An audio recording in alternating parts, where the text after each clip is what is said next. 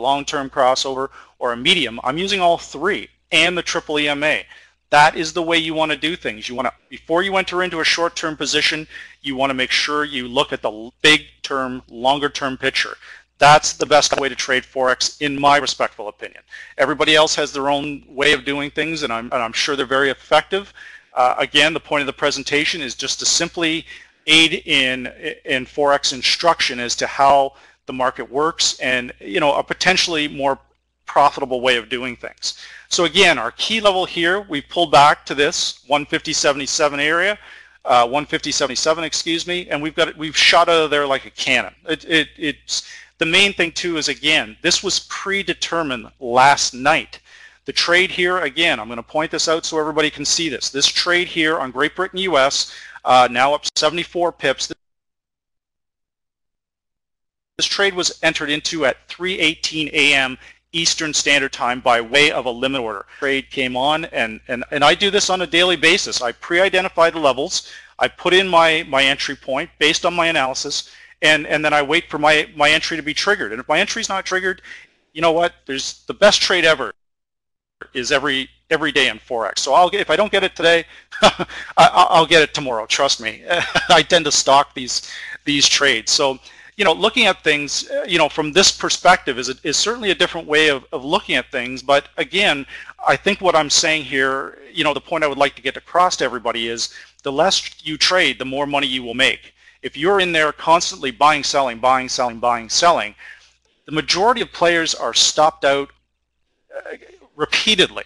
And we're, taking a different approach to something, staying with the triple EMA crossover is a very powerful indication. When it doesn't lie. We can see it here. When the crossover is taking place to the downside, usually the market continues to move in that direction, minus the minor retracements, tends to move in that market for at least a month.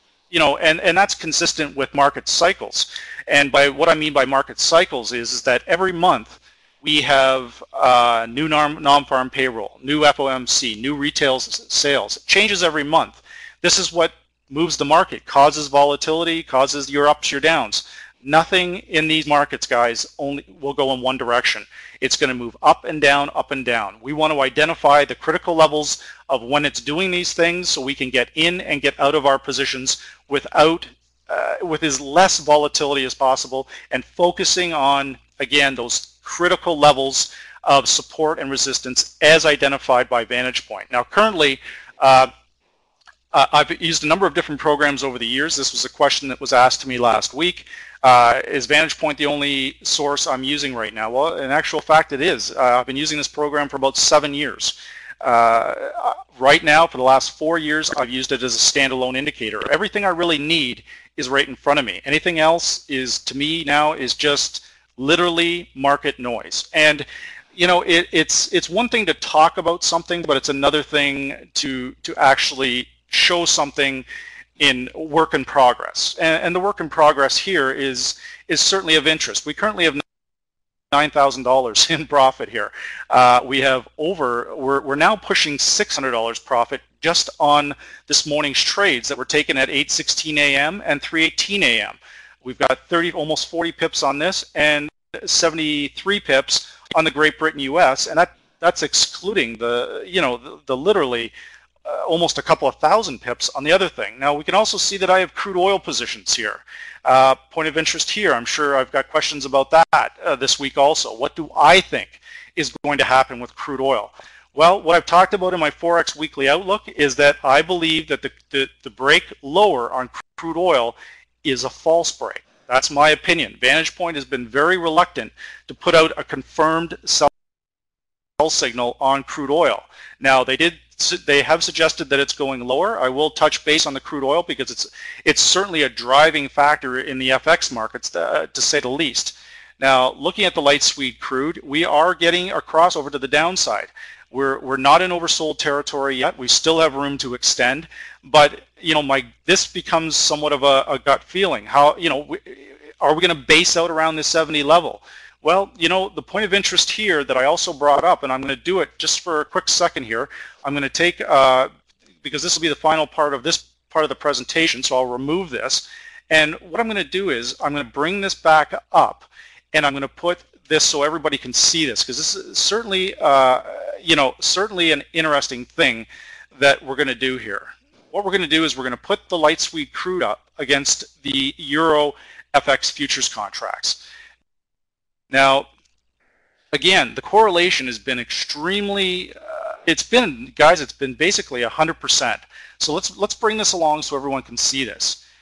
Euro FX futures contracts, light sweet crude oil using the triple EMA crossover. We can see that each time that the Euro FX has crossed to the downside, crude oil has followed. When it's moved to the upside, crude oil has also followed. But all of a sudden, right here, this correlation is now completely broken down. It's gone, and this has the market completely stumped as to what's happening here, because everybody's simply relying on crude oil. They're saying that, okay, if crude oil is going down, then the euro's going down and the equities are going down. Well, you know what, guys, that correlation is starting to break down, and it's interesting that Vantage Point was able to call that. Even though the program uses pattern recognition, it still showed a sell signal in the interim for the last week for crude oil, and it would stump me, to be perfectly honest, too.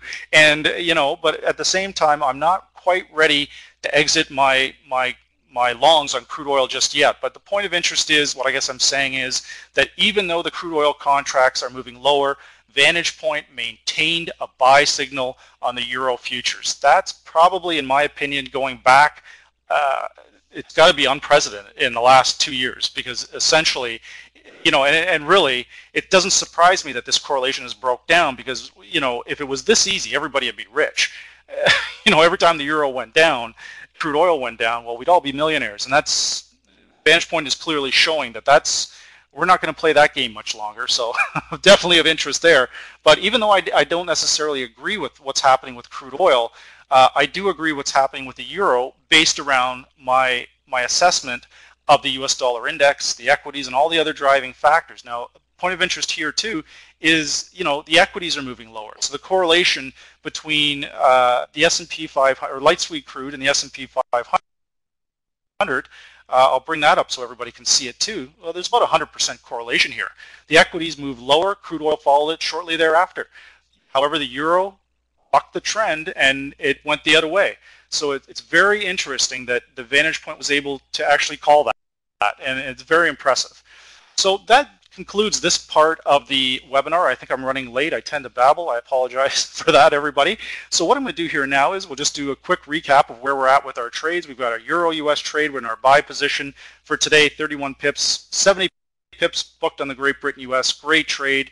We just hit over the $600 mark a few minutes ago. It's starting to pull back a little bit. I'm going to leave these open for now, for training purposes, and for our next webinar towards the end of the month, maybe what we'll do is we'll see if these trades are still open, and right now, I suspect they probably will be. So what I'm going to do here now is I'm going to take some questions. If anybody has some questions, I would certainly be happy to take those right now. Oh, sorry, we've got the wrong.